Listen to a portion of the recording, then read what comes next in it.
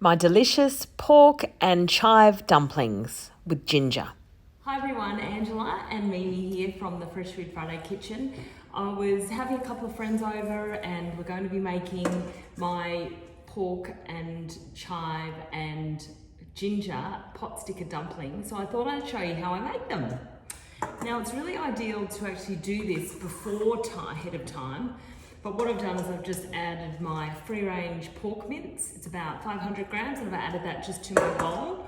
I've chopped up a whole bunch of coriander. The coriander, I've done the root and all. Make sure you really wash the coriander because otherwise, if you don't, a lot of the grit and sand can actually get into it. If you don't like coriander, you can actually add spring onions. But today I'm going to be adding a whole bunch of chives. So instead of using chives, some other things you could substitute spring onions, you could just add coriander on its own. There's no hard and fast rules on what you can use.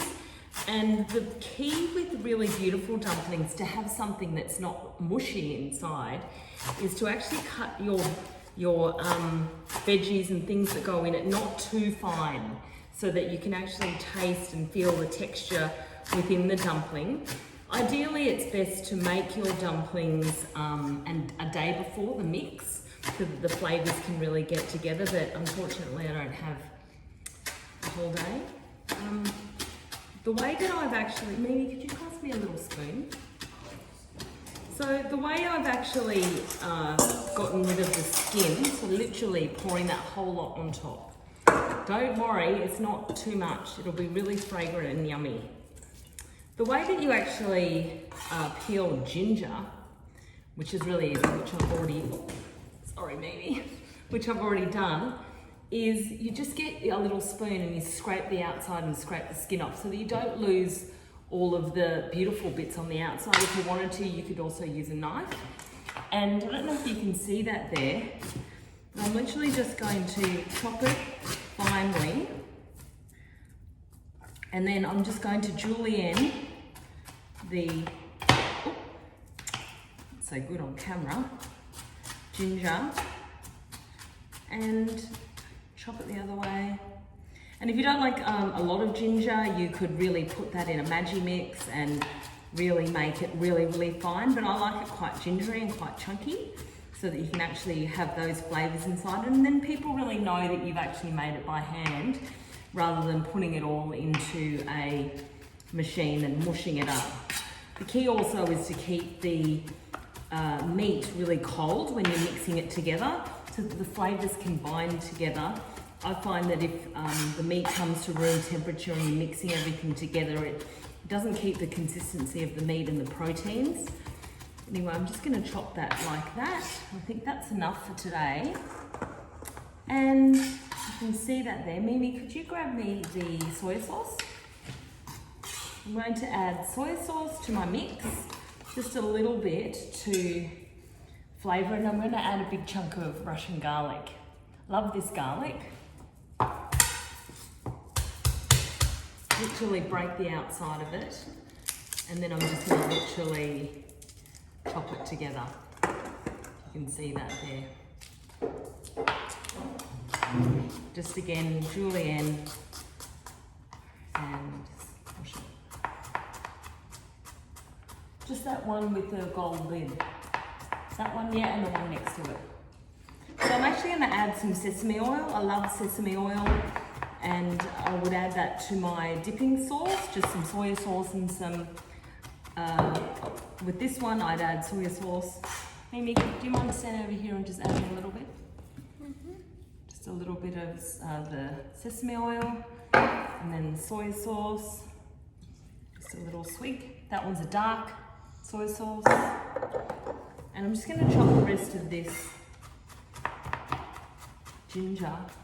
garlic I should say. Garlic for you there. And Mimi, do you mind just passing me the wrappers that we're going to use? Oh, that smells so delicious. Adding the garlic. Ginger and garlic. Now I'm just going to put this to one side, and you can see that beautiful mix there. So fragrant and yummy. Now to my tricks. I love to add white pepper.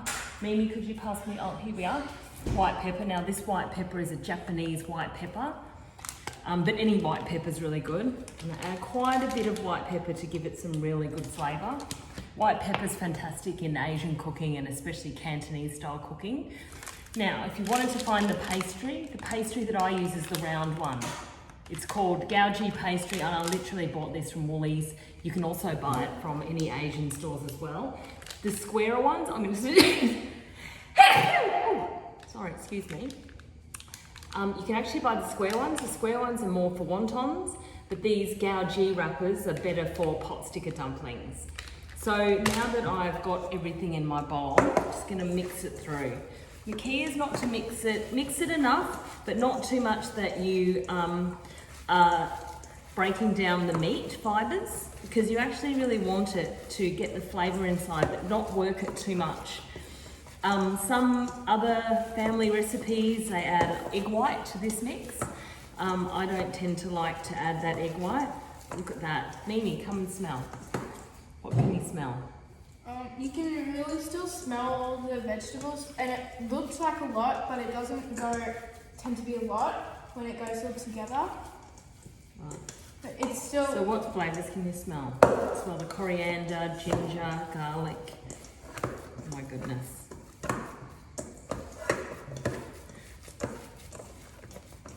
There we are. So that's it there, mixed together. I'm just going to wash my hands quickly. And now what I'd like to do is to show you just quickly how I would wrap the dumplings. I'll open that for you. Just grab me a cup of water, small cup. So you just need a cup of water. Take one of the dumplings out. It's really important that you move quickly, because if you don't move quickly, the dumplings really become dry. And you have a glass of water here. Literally, I'm going to put my hand in the water and put the water around the outside. Mimi, you want to have a turn? And I'm literally going to fold, fold, fold, fold on one side. So what I'm doing there is keeping that beautiful shape. Now you need quite a bit of time to perfect this. So let's see how Mimi goes.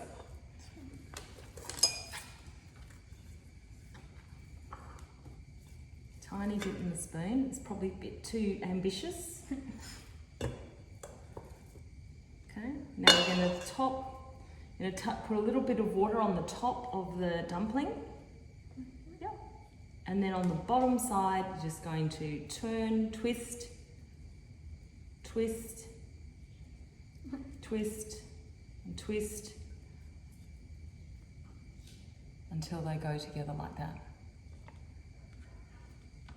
Not bad. Let me see this one. She's going to need a little bit more practice there. You make it look really easy. Ah, that's the trick, the camera trick.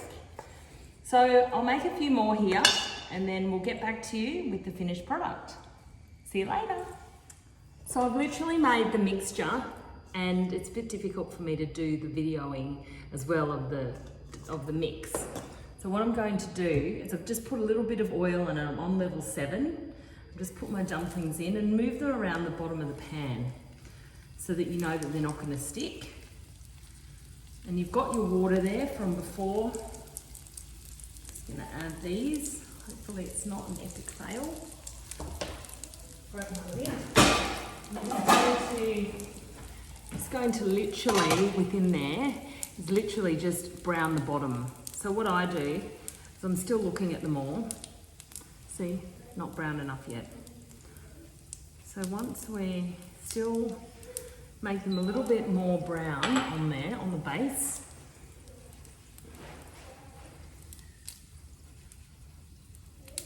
Actually. And then we're going to grab have a look at the bottom of those. It's still getting a little bit browner. And then now we're just literally browning the bottom. It's still working, still getting a little bit brown. Just waiting till it fries a little bit more. And we're going to add a little tiny bit of water just to fill the base of the pan, and we're going to put the lid on. And it's going to take about 4 minutes for the dumplings to cook through. Luckily, now my friend Kelly has arrived and she will be able to taste them. Lucky her. Now that's the kind of colour you need. Kelly, see? I'm going to literally add a tiny bit of water to the base. The key is not to add too much water, otherwise you're going to be in trouble. I'll let you know the final product in a minute. So we've been cooking this for about 5 minutes in the pan. I'm literally just going to show you inside. So there's the dumplings. You can feel if they're cooked, if they're quite bouncy. So now I'm just going to flip one over. Ooh, yeah. Can you see that? Anyway, I'm just going to pop them out, and the way to pop them out is just literally pop them out onto your lid. And then pop them onto the plate. Kelly, go for it. Thank you. How is it? Delicious. So good. Now I'm gonna eat one. Oh my God. Hang on. Give me one.